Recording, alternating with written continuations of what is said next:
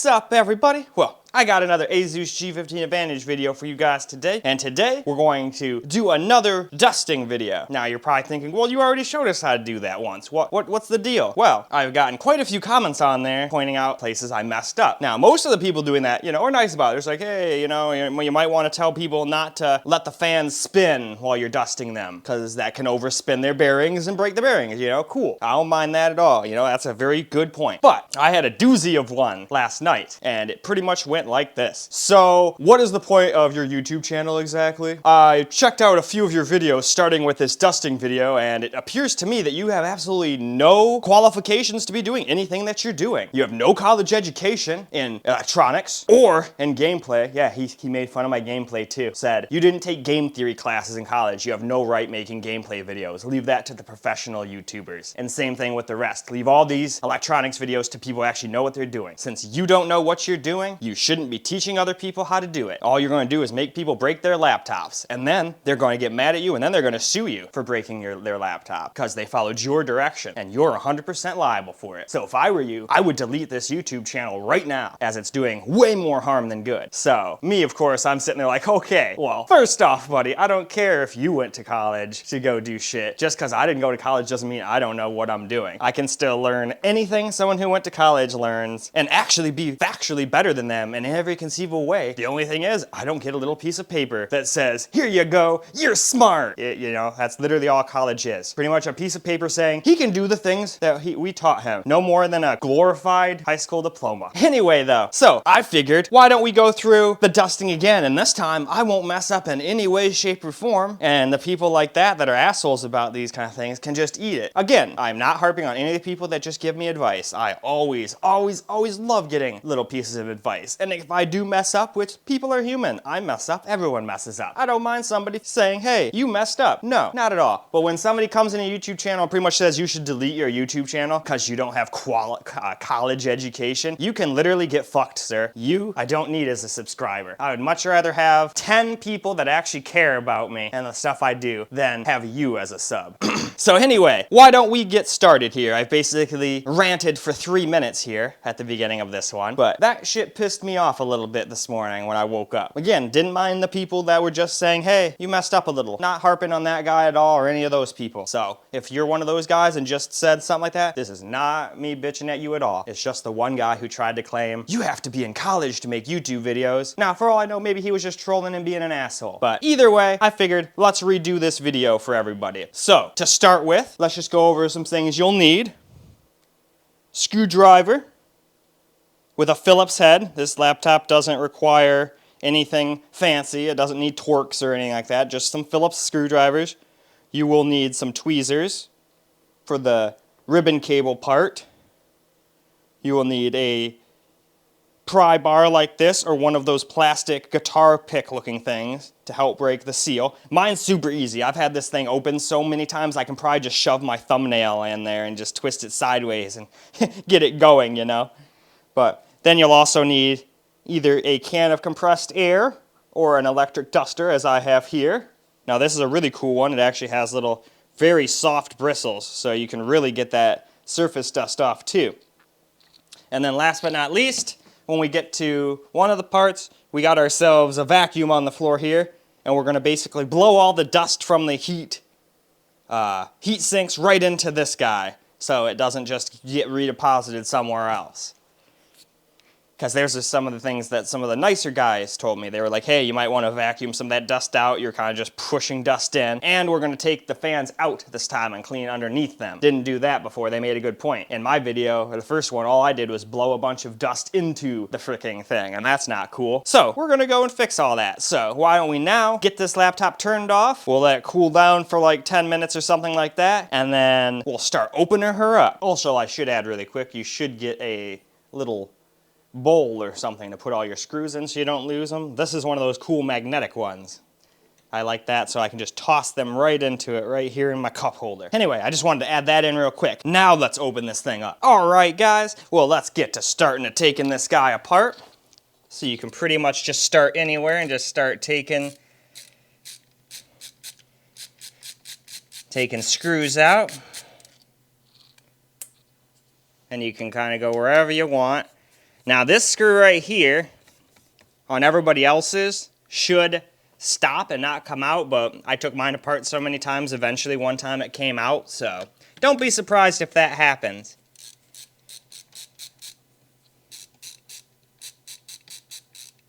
Oh, thought I had it almost out there. Here we go.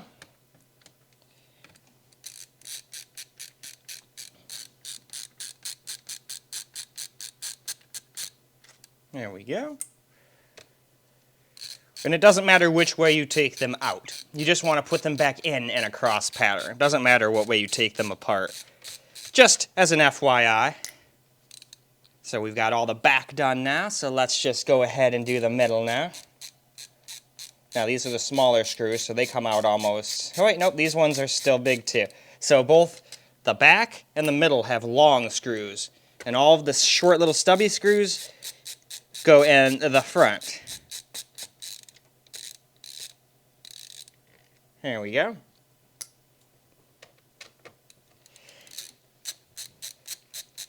Really like this Linus screwdriver ever since I found out the easier way to use it for stuff like this. You don't have to sit there and spin the whole freaking thing.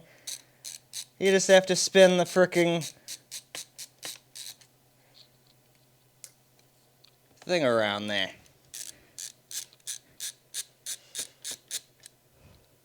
And look at how easy this is. Way easier than even my old screwdriver. Mind you though, this is a fucking almost $80 screwdriver shipped, so it's not exactly cheap, but it's pretty fucking awesome. So there we go. Just double check, make sure you got every screw out, because you're not going to want to start trying to pry this thing open with a screw still in there, otherwise you're going to have a bad time. But now, let's work on getting this thing pried open. Alright, now, the best part I have found to get started is right here, right between the USB ports. If you just do that, look at that. We pretty much got started on the whole thing just from that. And then all you have to do is slide it around and it'll pop up. Of course, it wants to make a liar out of me. There it goes. Did you start hearing all those? Well, that thing will try to come off too, but that's just your little fancy thing that you can change on the top. So what you're gonna wanna do is just kinda go all the way around, and then once you get to probably about halfway to the back here, as you see, it kinda just pops up. But yours will be different probably. You probably won't have yours open as many times as I have. So mine, as you can see, basically just fucking comes apart now easily. But yours might have a little bit more give than that. So you might have to go halfway on each side before you can start, you know, prying up the one side a little bit. Now, let me show you the next part. Well, alright. Now we've gotten the laptop all pried open and whatnot. Now, as you open this thing, be very careful. Don't open it don't pull up too high, because you've got these ribbon cables. And if you go too high, you'll rip them right out, and they'll probably get broken. So, what you're going to want to do to get those out, I wish I could get a little closer so you could see easier, but there's two little black latches. Take some tweezers or something small like a toothpick, and just gently move them up. Then you can grab them by this little blue thing right here. Just gently pull, and they'll come right out.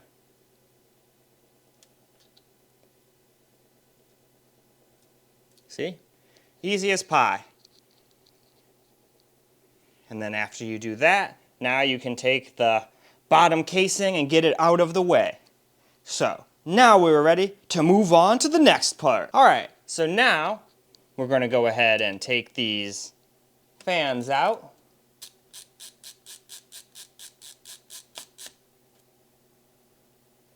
Now I'm not mixing them up, so if you're wondering why I'm not putting them in the little metal metallic thing, I just don't want to lose these guys and get them mixed up with one of the screws for the lid. So I'm putting them over there. What I should do is just have multiple magnetic things. But there we go. So there's one out, and then to take it out, just gently pull back a little bit. And there we go. Now, if you want to take the thing somewhere else, you can always just take the fan out right here. But as I've told you guys, the same reason I don't disconnect the battery when I do this. I've had more times where I've broken the finite connectors than I'd like to remember when I was a kid. Haven't messed up anything as an adult, but when I was a kid and I opened up my first laptop, I remember the first thing that the guy told me, disconnect the battery. So what I do, disconnect the battery, and then this thing broke. Like, this little white part would have stayed in the battery, and all these wires came out. And I was like, cool, now my laptop's broken. And I had to get a new one, because they were like, hey, your warranty's fucked. You opened it up, you broke it. So, just be very careful. So, I'm going to be cleaning these out while they're still hooked up to the motherboard, which has its own line of problems. If I ain't paying attention and I, put too much pressure on that, I could rip it right out too. Speaking of which, there's some schmutz right there. But anyway, so now let's get to actually cleaning the fans. Well, alright, now it's time to actually clean the fan. So, what I'd recommend doing is just hold the fan with your thumb so it can't move. And this is going to be loud because I'll probably just put music in here or something because it's just going to be a bunch of loud blowing noises, but let's get started.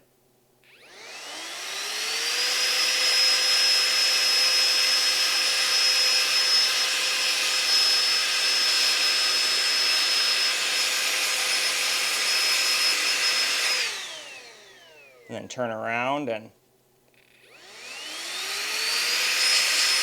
get the bat.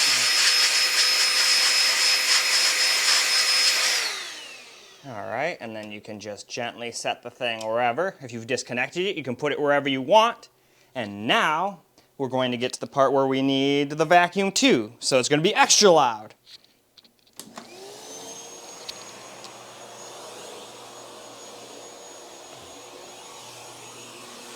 Basically, you're going to want to just suck this shit out. Now hold that thing down with the nozzle, get it started.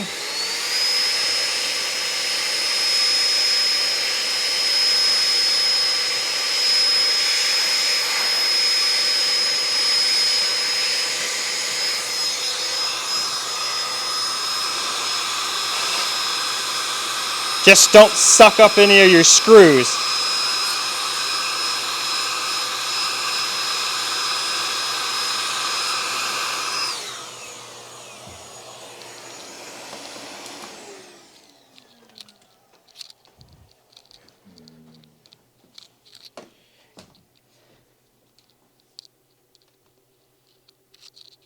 And there we go. So now we've gotten all of this stuff clean and we sucked all the dust right out the side so it didn't just get shoved into these little fan grates. So now that all that is said and done, you can put the fan back. Now be very careful with this little paper. This is basically just some almost like wax paper, and if you accidentally put the fan and get it all crunched up, it's going to crunch right up against that, and then you're going to have a really bad time. So, like that, just make sure you've got it patted down. So now we can go and grab our screwdriver and just come back here and redo what we just did. Or undo what we did. Screw the fan back in. Oh, I might have blown one of the screws away. Uh-oh. Whatever, it can be held in with 2 screws. Hopefully it's just over here somewhere. Yep, there it is. Tried to go inside of my final mouse. That would have probably been bad. It probably would have bridged some connections in there and tried to break my final mouse, and that would have been made me mad. Final mice are not the most expensive mouse, but they're not easy to get. You can get them off of other sites for way more than they costed, and then you can just make everything look all nice and neat. Well, we can just do that with this. Probably be easier. Well, actually, we don't even need to do that. Just leave the plastic on there, so if you touch any metal with your metal, whatchamacallit, you're not going to hurt yourself. So there we go. Get those out of the fan way, make it look all pretty, and then you can do the same thing to this guy over here. So just come on over and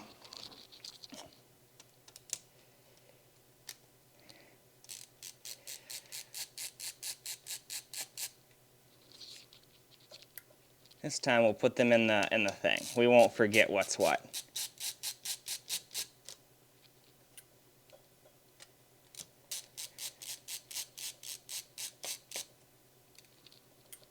Alrighty. Now same thing. To get the fan out, you just have to gently pull back a little bit. And then if you're doing it like I'm doing it, just be careful you don't put too much pressure on that guy. So, since I already showed you the one part, I don't want to make it all loud again and have to edit music in. So we're just going to shut the camera off real quick. I'll get this guy all cleaned up, and then we'll turn the camera back on right before I screw it back in. Well, alright guys, we got that guy all cleaned up now. So why don't we put the fan back in now. So we've already set it back down, being very careful not to get that papery thing in the way. Because if that gets in the way, you're going to have some really bad temps, because then only this side vent's going to be breathing, and you're going to be in for a really bad time. Luckily, I noticed that the first time I took the fans out. If I wouldn't have noticed that, man, I would have sat there and really thought I would have really thought whatchamacallit. Man, kind of lost out track what I was going to say there. But alright. Now we've got that guy back in there. So now that all of that is said and done, what I'm going to go do is just go get a little Q-tip and a little bit of some alcohol, and we're just going to clean up these small little tiny bits of dust. And then we'll get to putting the lid back on this guy. Well, alright, let's get these ribbon cables connected back on up. And it seems kind of intimidating because they're so small. Even I was scared to do this at part in a bunch of my videos, but it's really not so bad. You really just have to make sure yep, it's still up. Pretty sure. Here we go. Yep, it's still up, so all you have to do is guide it back into its home, hold it in place, and then gently put that clamp back down, and then just to make sure it's in there, give it a very, very, very, very light tug. Like the lightest tug you can possibly give it, just to make sure it's actually in there. And then come on over here, if it's going to cooperate. I was never the best at doing these finite maneuvers, so you guys will probably be better at this part than I.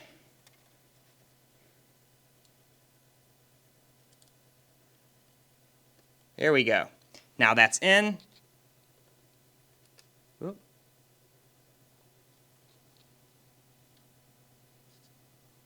There we go. Yep, it seems like it went down. And again, just give it a very, very light tug. Doesn't come out at all. So now, just make sure that they stay away from the fans. And there you go. Now you're ready to get this thing clamped back on. So let's go do that, shall we? All right, guys. Now to get this thing back on, you can just lightly just press like this.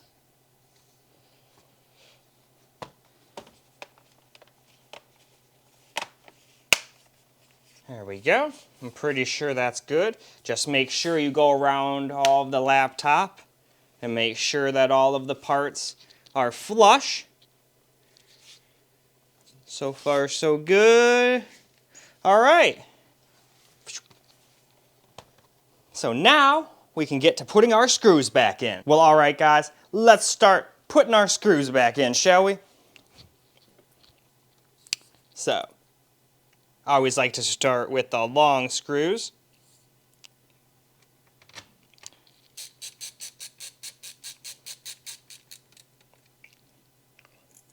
And then we'll put one of the little guys right up here. There we go. Then we'll go put that guy in there. Don't come back out of there. Here we are. Now we'll come down here and find that weird looking one that goes in here. There we go. It kind of looks a little different than the others, but yours shouldn't be coming out, so this should be a moot point for you guys. This screw right here, I'm putting it right now, shouldn't come out for you guys. Not unless you really force it to, like I did. Alright.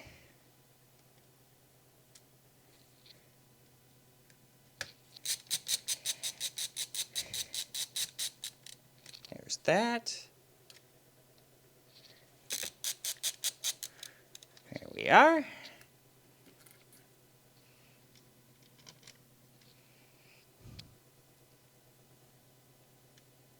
Oh. Here we go. Hold that in so the magnetism doesn't take it back out of its hole. Here we are. Oh, come on, you. Here we go. So, now we've just got the last 3 to go.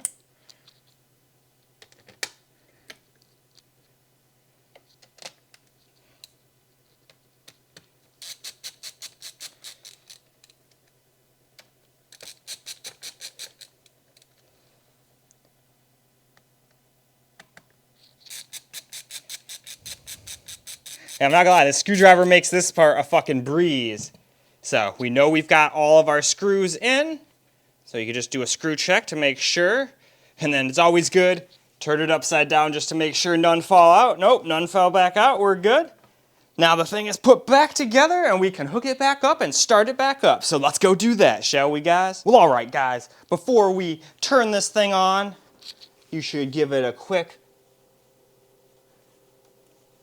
little dusting for the screen too, and the body. Just use a very soft microfiber cloth. Most annoying part is it loves to get stuck around the edges. I usually just like to gently use my fingernail and kind of half put it in the corner, and that usually gets most of it out. And then we'll just wipe off all the keys ever so gently.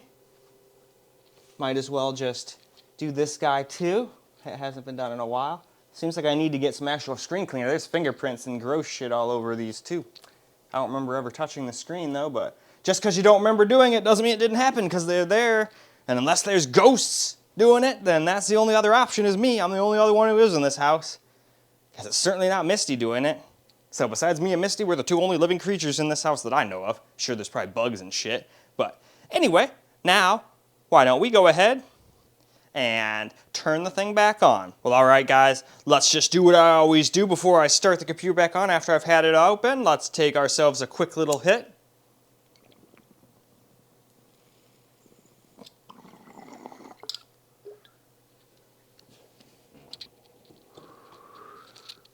And now, let's see if she works.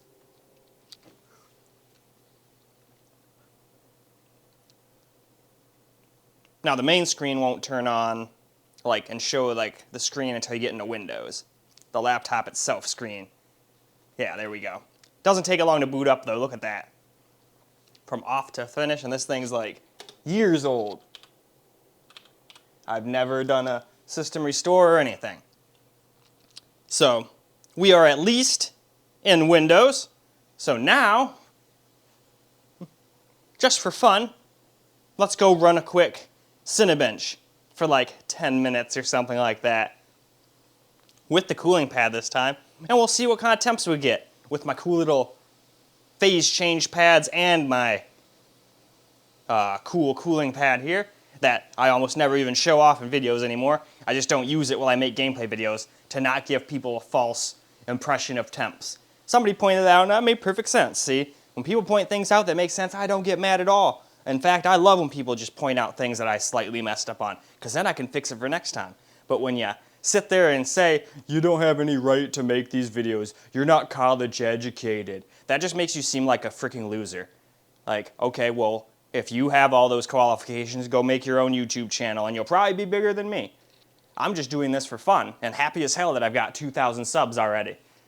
You know? So I'm just going to keep doing what I'm doing and having fun. Just gotta... That was the first time someone's comment really got to me. Because it's just like, okay, well fine, I'll go remake the video and I'll make it even better than ever. That's all that made me do. That didn't make me want to stop making YouTube videos. But anyway, that's about all I got for you guys for this video. So let's go run that Cinebench real quick and then we'll wrap the video completely up. Sound good? I think it sounds good. Well, alright guys. After doing the quick Cinebench run, we still got up to our normal 95.4, but technically that's still not 96 or 98, so we're doing better than we were. So now I kind of want to go and run some Time Spy for like 10 minutes or something like that. And then we can see what it can really do. Oh, and for a score we got 12,447, so nothing impressive, but at least I'm not in the 11,000s anymore if I use my cooling pad. Usually if without the cooling pad, as you guys saw in my other videos, I usually only get like 11,700 or 800 for a score. Now, a bunch of people in my Discord, they've tinkered with this thing way more than I have. They're getting like, I think somebody said they were getting like 14,800 or 15,000 or something like that. I think one person even said 16,200 or something. I was like, damn, that's crazy high scores. So I'm definitely excited to get to using that smokeless BIOS thing and also trying that Ski Guys stuff as well. Because both options seem like they're really, really good.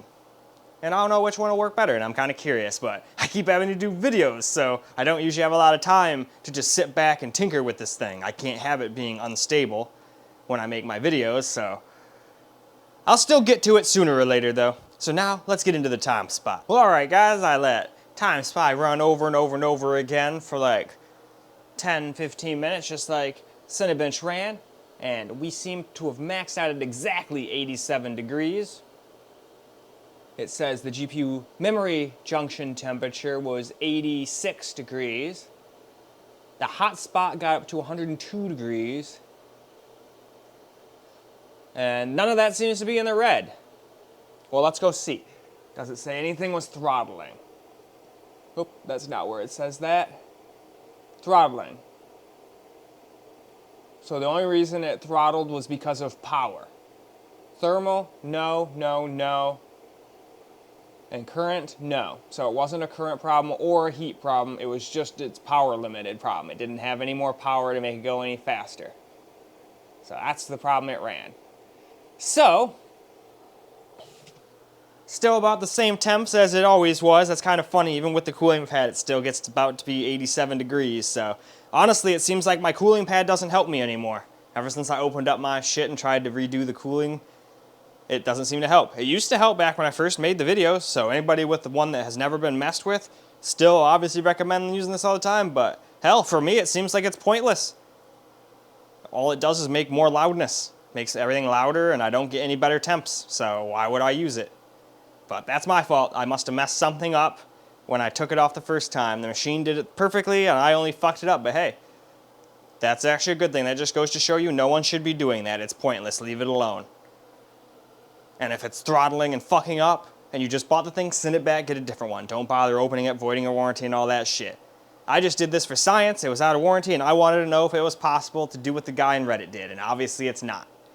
I still think if he wasn't faking it somehow and just being in a colder climate, I think his just runs at lower voltages than mine. Or maybe he's doing stuff like smokeless BIOS with like, you know, negative curve on the CPU, overclocked RAM, this, that, the other thing, and then he gets better temps on top of all of that because he's got lower volts. That's what I think happened.